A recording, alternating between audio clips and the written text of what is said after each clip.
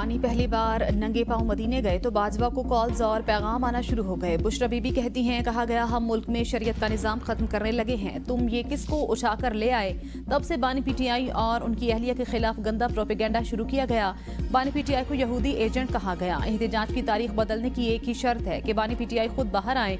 अगर किसी और जानिब से एहतजाज मुलतवी करने का पैगाम आए तो इस पर एतबार न करें। बानी पीटीआई ताकत में आने के बाद किसी से बदला नहीं लेंगे।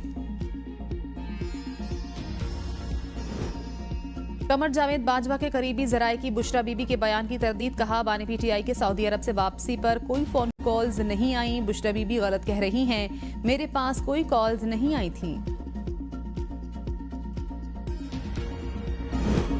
दोस्त मुल्कों ने हमेशा पाकिस्तान की मदद की, सियासत की खातिर गलत बयान मकरूह अमल है। वजीर इत्तलात अता तारड़ कहते हैं, बुशरा बीबी के बयान की मजम्मत करते हैं, ये इंतहाई घटिया हरकत है। इन्होंने पहले अमरीकी साजिश का कहा, कहते रहे हम कोई गुलाम हैं, इस्लाम को भी इस्तेमाल किया। झूठ, बोहतान और तोहमत इनकी सियासत है।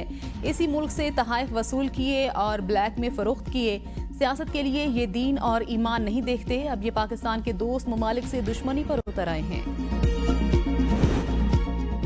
दहशत गर्दों ने निहत्ते शहरियों पर कयामत ढा दी। जिला कोरम में मुसाफिर गाड़ियों पर फायरिंग। वजीर दाखिला मोहसिन नकवी के मुताबिक 38 अफराद जाँ बहक।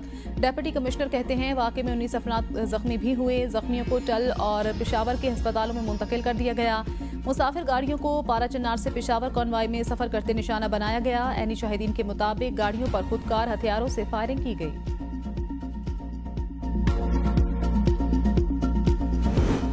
वज़ीर आला खैबर पख्तूनख्वा की सूबाई वज़ीर कानून मुतल्लिका MNA और MPA और चीफ सेक्रेटरी को कुरम का दौरा करने की हिदायत। मारूजी हालात का जायजा लेकर रिपोर्ट पेश करने का हुक्म। एडिशनल चीफ सेक्रेटरी दाखिला की वज़ीर आला खैबर पख्तूनख्वा अली अमीन गंडापुर को ब्रीफिंग। वज़ीर आला खैबर पख्तूनख्वा का वाक़े में इंसानी जानों के ज़िया पर इज़हार अफसोस। जाँ बहक अफराद के लवाहिकीन के लिए माली इमदाद का भी ऐलान। कहा, कुरम में सूरत हाल बेहतर बनाने के लिए जिरगे को फिर से फाल किया जाए। वाक़े में मुलविस अनासर कानून की गिरफ्त से बच नहीं सकते। शाहराहों को महफूज बनाने के लिए प्रोविंशियल हाईवेज पुलिस के क़याम पर काम किया जाए। वज़ीर दाखिला मोहसिन नकवी का अली अमीन गंडापुर से टेलीफोनिक रब्ता। खैबर पख्तूनख्वा में सिक्योरिटी सूरत हाल पर बातचीत। ज़राए के मुताबिक अली अमीन गंडापुर ने दहशत गर्दी के खात्मे के लिए मुश्तरका कोशिशों पर इत्तेफाक किया। मोहसिन नकवी का खैबर पख्तूनख्वा में दहशत गर्द हमलों पर तशवीश का इजहार। वज़ीर आला का सिक्योरिटी सूरत हाल पर मजीद रवाबित और इत्तेफाक की राय पर जोर।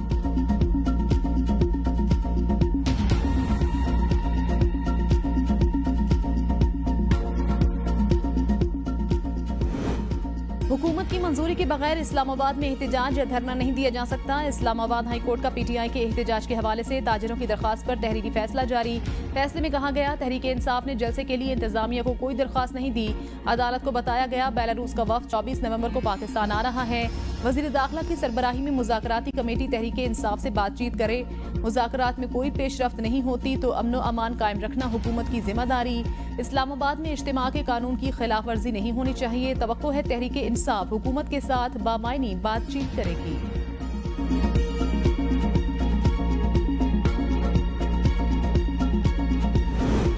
इस्लामाबाद में किसी को एहतजाज नहीं करने देंगे। वजीर दाखिला मोहसिन नकवी कहते हैं, कोई मुज़ाकरात नहीं हो रहे। ज़ाती तौर पर मुज़ाकरात के हक में हूँ।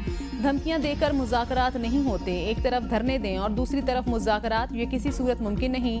बगैर इजाज़त जल से जलूस नहीं करने देंगे। मुज़ाकरात का हामी हूँ, लेकिन धमकियों के साथ मुज़ाकरात नहीं हो सकते। बेलारूस का वफ्द आ रहा है, गैर मुल्की वफूद को सिक्योरिटी देना है। वज़ीर आला और चीफ सेक्रेटरी खैबर पख्तूनख्वा से राब्ता रहता है। चीफ जस्टिस हाईकोर्ट का जो भी हुक्म होगा अमल करेंगे। पुलिस, रेंजर्स और FC मिलकर सिक्योरिटी फराइज अंजाम देंगे। अभी खैबर पख्तूनख्वा से 15 प्लाटून की दरख्वास्त आई। पाकिस्तानियों के एहतजाज में अफगान क्यों निकलते हैं? कुछ दिन में इस्लामाबाद में अफगानियों के हवाले से पॉलिसी बनाएंगे। रेड जोन की सिक्योरिटी पर तवज्जो है। एहतजाज रोकने के लिए कंटेनर्स लगाना पड़ेंगे। मोबाइल सिग्नल्स बंद करना पड़ेंगे।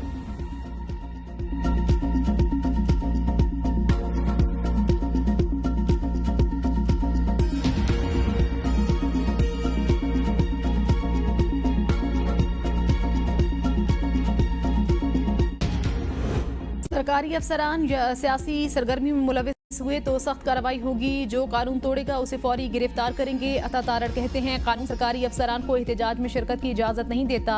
लश्कर कशी और विफाक पर हमला समझ से बालातर है। तहरीक इंसाफ का मकसद इंतशार फैलाने के अलावा कुछ नहीं। 25 नवंबर को बेलारूस के वजीर आजम आ रहे हैं। मुल्क में जब भी सरमायाकारी आती है PTI साजिश शुरू कर देती है।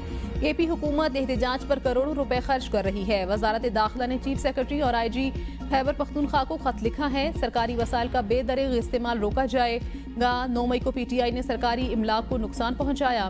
PTI मुल्क दुश्मन एजेंडे पर गामजन है। PTI आखिर किस चीज पर एहतजाज कर रही है समझ नहीं आता। जो कानून को हाथ में लेगा उसके खिलाफ कार्रवाई होगी। इस्लामाबाद हाई कोर्ट के हुक्म के बाद हर किस्म की रैली जलसा गैर कानूनी होगा।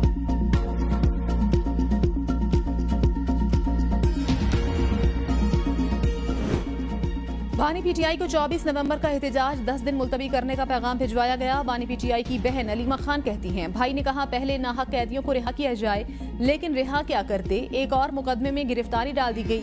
बानी PTI का पैगाम है, 24 नवंबर की मेरी कॉल फाइनल है। एहतजाज की कॉल अदलिया की आज़ादी और तमाम असीरान की रिहाई के लिए है। कॉल पर मुख्तलिफ किस्म के बयानात और डिक्टेशन दी जा रही है। बानी PTI की तमाम ओवरसीज पाकिस्तानियों को भी एहतजाज करने की हिदायत।